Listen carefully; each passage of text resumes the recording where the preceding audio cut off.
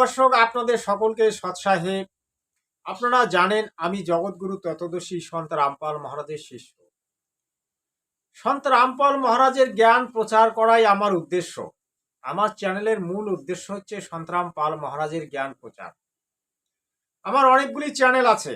হিন্দিতে 2টি চ্যানেল আছে, একটা আছে ধর্মকথা, একটা আছে সতলোক টিভি 50। বাংলায় 3টি চ্যানেল আছে, ধর্মকথা, শান্তি বার্তা এবং বাংলা ফার্স্ট নিউজ চ্যানেল। আপনারা দেখতে পারেন। তা আজকে যে বিষয়টি, যে করে কৃষ্ণর আশ তাহার হইবে সর্বনাশ, ইহাতে যদি সে না ছাড়ে পাস, তবে কৃষ্ণ নাকি হইবে তার দাসের দাস। এই কথাটা আমি অনেক সাধুগুরু বৈষ্ণবের মুখে শুনেছি। আমি কারো নিন্দা করছি না, আমি এই কথাটাকে বিশ্লেষণ করার চেষ্টা করব। আপনারা একটু ধৈর্য সহকারে ভিডিওটা দেখবেন এবং পারলে চ্যানেলটিকে সাবস্ক্রাইব করে নেবেন। যে করে কৃষ্ণের আশ তাহার হইবে সর্বনাশ, বলতে পারেন কৃষ্ণের যদি আমি পূজারী হই, আমি কৃষ্ণ ভক্ত হই, যে শ্রীকৃষ্ণকে ভালোবেসে প্রতিদিন আমি ফুল তুলসী গঙ্গার জলে স্নান করিয়ে তার চরণে পুষ্পাঞ্জলি করব, তা সেই শ্রীকৃষ্ণর ভক্তি করে যদি আমার সর্বনাশ হয়, এটা কেমন কথা? কিন্তু এটা কি কেউ আমরা একবার বিচার করে দেখেছি যে এই শ্রীকৃষ্ণের পূজায় কেন সর্বনাশ হবে? হবে, 100% হবে। কেননা আপনি যদি বলেন যে শ্রীকৃষ্ণ একজন এত বড় ভগবান, যে আঙ্গুলে ওই পর্বত উঠিয়েছিল, তারপরে যে কুরুক্ষেত্রের যুদ্ধে অর্জুনের সারথি হয়ে কৌরবকে ধ্বংস করেছিল, বিরাট রূপ দেখিয়েছিল, এমন কৃষ্ণর ভক্তের কি করে সর্বনাশ হয়? যে কৃষ্ণ সর্বদা অর্জুনকে রক্ষা করেছিল, আবার সেই কৃষ্ণের নাম নিলে সর্বনাশ হবে? এটা কেমন কথা? শ্রীমদ ভাগবত আপনারা অনেকেই পড়েছেন, শ্রীকৃষ্ণের বহু লীলা আছে। শ্রীমদ ভাগবত গীতা পড়েছেন, সেখানে শ্রীকৃষ্ণের বাণী আছে। কিন্তু আমি একটা প্রশ্ন করব, যে শ্রীকৃষ্ণ কি শ্রীমদ ভাগবত গীতায় বলেছে বা শ্রীমদ ভাগবতে বলেছে যে তোমরা আমার নাম স্মরণ করো, আমার পূজা করো? কোথাও লেখা আছে? যদি কেউ লেখা দেখাতে পারেন, আমি ডেসক্রিপশনে আমার মোবাইল নাম্বার দিয়ে দেব, আপনারা দেখাবেন আমাকে দয়া করে। আমি চ্যালেঞ্জ করছি না, যদি কেউ দেখাতে পারেন তাহলে মেসেজের মাধ্যমে আমাকে জানাবেন। আর একটা কথা আমি বলতে চাই, আমাদের হিন্দু সনাতন ধর্মের কয়টি শাস্ত্র? হিন্দু সনাতন ধর্মের মধ্যে মাত্র 6টি শাস্ত্র আছে। বেদ কয়টা আছে? 5টা বেদ আছে। পুরাণ কয়টা আছে? 18টা পুরাণ আছে। মেন এই নিয়ে হচ্ছে সনাতন ধর্ম। আর 4 বেদেরই অংশ হচ্ছে শ্রীমদ ভাগবত গীতা, যেটা কুরুক্ষেত্রের যুদ্ধে অর্জুনকে বলা হয়েছিল। এটা 4 বেদেরই অংশ মাত্র, মূল অংশ। তা 4 বেদের মধ্যে বা 5টি বেদ, আমি 5টা বেদের নাম আপনাদেরকে প্রথমে বলছি। ঋক, সাম, যজু, অথর্ব, এই 4টা বেদ। আর একটা বেদের নাম হচ্ছে সুক্ষ্ম বেদ, যেটা আপনার যে আত্মা পরমাত্মা সম্পর্কে তত্ত্ব দেয়, সেটার নাম হচ্ছে সুক্ষ্ম বেদ। আমাদের যে 4 বেদ আছে, ঋক, সাম, যজু, অথর্ব বেদ, এই বেদগুলিতে কিন্তু পরমাত্মার বর্ণন করা আছে, কিন্তু হুবহু পরমাত্মার পূজা এবং পরমাত্মার নাম স্মরণ করার কোনো বিধান ওখানে লেখা নেই। কিন্তু সূক্ষ্ম বেদে পরমাত্মার বিধান এবং পরমাত্মার মন্ত্র জপ করার বিধান, পরমাত্মাকে কিভাবে পূজা করতে হবে, সবকিছুই সূক্ষ্ম বেদে আছে। তাহলে এবারে শ্রীকৃষ্ণের নাম পূজা করলে আপনাদের কেন সর্বনাশ হবে? কারণ শ্রীকৃষ্ণ কোনোদিনই আপনাকে পূজা করতে বলেন নাই, শ্রীকৃষ্ণ তার নাম স্মরণ করতে বলেন নাই। তাহলে আপনারা জবরদস্তি করতেছেন, আপনাদের সর্বনাশ হবে। তবু যদি না ছাড়ে পাস, তবে হইবে তার দাসের দাস। ভাই আমি একজন দাস, তারে দাস, এটা তো অনেক দূরের কথা গেল। শ্রীকৃষ্ণ কে? শ্রীকৃষ্ণ বিষ্ণুর অবতার, অংশ। অবতার কাকে বলে? বিষ্ণুর অংশ থেকে তার সৃষ্টি হয়েছে, এটাকে অংশ অবতার বলা হয়।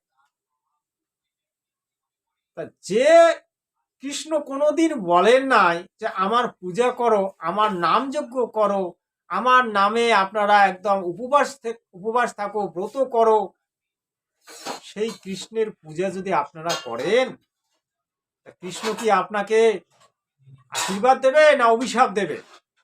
আমি যেটা চাই না সেটা যদি আপনি আমাকে এনে দেন, আমি কি সেটা গ্রহণ করব? আমি দুধ খেতে ভালোবাসি, আমাকে যদি দারু এনে দেন, আমি ওটাকে ভালোবাসবো? আর আমি দারু ছাড়া বুঝি না, সেখানে যদি আমাকে দুধ এনে দেন, আমি কি সেটা ভালোবাসবো? বাসবো না। ঠিক তেমনি শ্রীকৃষ্ণ কোনটা ভালোবাসে সেটা জানুন, তারপর বলুন কৃষ্ণ কৃষ্ণ, তারপর কৃষ্ণ পূজা করুন। এটাই আজকের আমার এই ভিডিওর মূল উদ্দেশ্য। আপনারা অনেকেই জানেন শ্রীকৃষ্ণকে বৃন্দাবনের গোপী থেকে অষ্টসখী বৃন্দাবনবাসী খুব ভালোবাসত, খুব মহব্বত করত, তার প্রতি যথেষ্ট তাদের প্রেম ছিল। ভারতবর্ষের মুনি ঋষিরা তাকে প্রেম করত, তাকে শ্রদ্ধা করত, সম্মান করত। তাহলে সেই কৃষ্ণের নাম জপ করলে সর্বনাশ হবে, এটা কেমন কথা?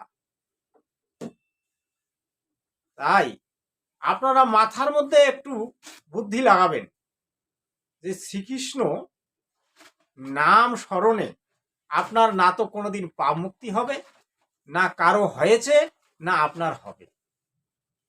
হরে কৃষ্ণ কৃষ্ণ কৃষ্ণ হরে হরে নামে কোনোদিন কোনো জীবের মুক্তি হয় নাই, আর হবেও না। আর না এই নামে জীবের কোনো পাপ মোচন হয়, না জীবের কোনো গতি হয়, না মুক্তি হয়। এটি হচ্ছে মুখরোচক নাম। আপনাকে নামে রুচি করিয়ে দেওয়া হয়, কিন্তু এই নামে কোনো জীবের মুক্তি হয় না, মোক্ষ হয় না। এটি তারক ব্রহ্ম নাম।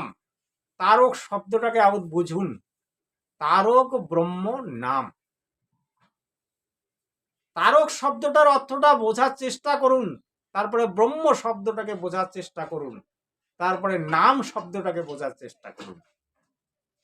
তারক শব্দের অর্থ কি? যিনি তারক, তারক, যিনি ত্বরণ করে, যিনি তাড়িত করে।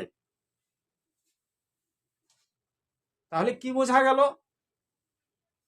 যিনি এক জায়গা থেকে আরেক জায়গায় আপনাকে স্থানান্তর করে, তিনি হচ্ছেন তারণ। তাকে বলা হয় তারণ। এক জায়গা থেকে অন্য জায়গায় স্থানান্তর করে, তাকে বলা হয় তারক। আর ব্রহ্ম শব্দের অর্থ কি? হয় দয় বিরহিত যিনি, তিনি হচ্ছে ব্রহ্ম। ব্রহ্ম শব্দের অর্থ হচ্ছে যার ক্ষয় নেই, বিনাশ নেই, তাকে বলা হয় ব্রহ্ম। তাহলে কার ক্ষয় নেই, বিনাশ নেই? একমাত্র আত্মার কোনো বিনাশ নেই, ক্ষয় নেই। আপনারা গীতায় দেখবেন আত্মা কোনোদিন বিনাশ হয় না। না জলে আত্মাকে সিক্ত করা যায়, না আগুনে দগ্ধ করা যায়, না বাতাসে উড়িয়ে দেওয়া যায়, না আকাশে মিলানো যায়, না মাটিতে তাকে মেশানো যায়। আত্মা কিন্তু আত্মার কোনো ক্ষয় হয় না। আত্মা সম্পূর্ণরূপে বিনাশহীন। তাহলে কি বললো? যে আত্মাকে না, যে স্থানান্তরিত করে, অর্থাৎ কে করে? ব্রহ্ম। ব্রহ্ম এবার কে? ব্রহ্ম হচ্ছেন একজন ব্যক্তি, যেটা গীতায় দেখা গেল। যিনি বিরাট রূপ দেখালেন তার নাম হচ্ছে ব্রহ্ম। তার আরেকটি নাম হচ্ছে কাল। তার মেন নাম হচ্ছে জ্যোতি নিরঞ্জন। যিনি দুর্গার পতি, যিনি 21 ব্রহ্মাণ্ডের মালিক, তিনি হচ্ছেন কাল পুরুষ।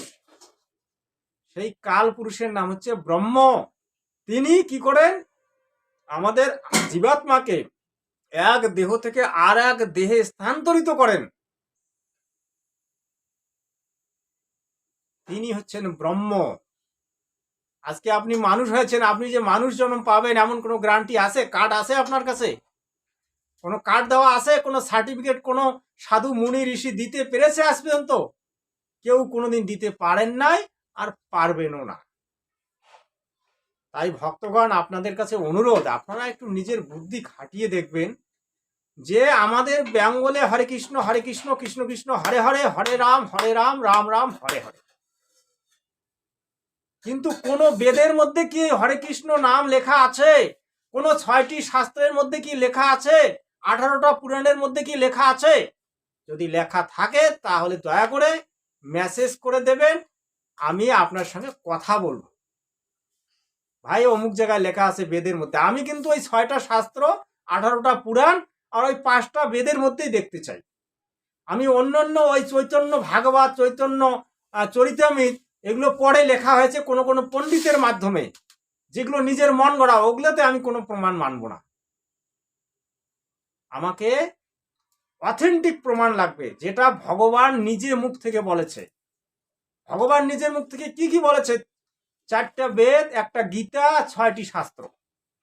এটা ভগবানের মুখ নিঃসৃত বাণী এগুলো। আর বাকি এক একজন পণ্ডিতের নিজস্ব মত, সেই নিজস্ব মতগুলিকে মানা যাবে না। যারা মানবে, যারা মেনে চলে, তারা তো একদম মহানরকে যাবে। নরক তো দূরের কথা, মহানরকে তারা যাবে বা যাচ্ছে। কপালে তিলক দিলে সাধু হওয়া যায় না, গলায় বড় বড় মালা দিলে সাধু হওয়া যায় না, বড় বড় পণ্ডিত হওয়া যায় না। পণ্ডিত হতে হয় আত্মতত্ত্ব জ্ঞানে, পরম তত্ত্ব জ্ঞানে। যাই হোক, অনেক কিছু কথা বললাম, আপনারা হয়তো অনেকেই খারাপ পাবেন, খারাপ কিছু পাবেন না, কারণ আমি যে কথাগুলি বললাম এগুলো সন্তরাম পাল মহারাজের জ্ঞান থেকে নেওয়া। আপনারা একটু নিজের বুদ্ধি খাটিয়ে বিচার বিবেচনা করবেন। বর্তমানে জগতে একজন তত্ত্বদর্শী গুরু আছে, আপনারা দয়া করে সেই তত্ত্বদর্শী গুরুর শরণ নিন এবং নিজের জীবনটাকে ধন্য করুন, নিজের আত্মকল্যাণ করুন, পরম তত্ত্ব জ্ঞান অর্জন করুন, আত্মতত্ত্ব জ্ঞান অর্জন করুন এবং মোক্ষ লাভ করুন। আজকে আমি সেই মার্গটা আপনাদেরকে বললাম সৎসাহে।